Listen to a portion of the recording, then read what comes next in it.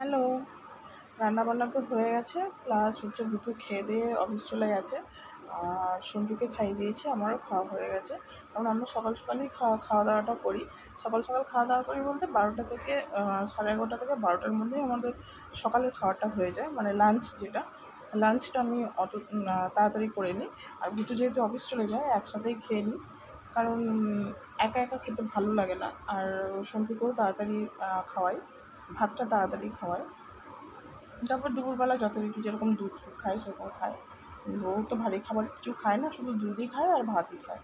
আর যেগুলো ন্যাচারালি বাচ্চারা খায়, আর চিপস টিপস এগুলো টুকটাক, মানে ওগুলো একদম মানে ধরা যায় না সেরকমই খায়। মোটামুটি এখন একটু বসলাম, মানে ভালো লাগছে না, একদম ভালো লাগছে না। মানে এত বিরক্ত লাগছে, মানে কী বলবো, কোনো কাজে মন বসছে না, মানে সব এলোমেলো হয়ে আছে। মানে যা সকালে কাজকর্ম করেছিলাম সেইটুকুই, আর রান্না বান্নাটুকুই করলাম, আর ওকে খাওয়ানো দাওয়ানো এইসব আমরা খাওয়া দাওয়া করলাম, এইটুকুই। মানে এর বাইরে আরও যে কাজ থাকে, ঘর গুছানো, ঘরটা পরিষ্কার করা, এসব সব পড়ে আছে। মানে আমি আর ইচ্ছে করছে না যে গিয়ে করি কিছু, আমার ইচ্ছে কি আর করতে তো হবে। তো কাজকর্ম, তো ভাবলাম যে আপনাদের সাথে একটু কথা বলি, কথা বলার পরে তারপর সমস্ত কাজকর্ম করব।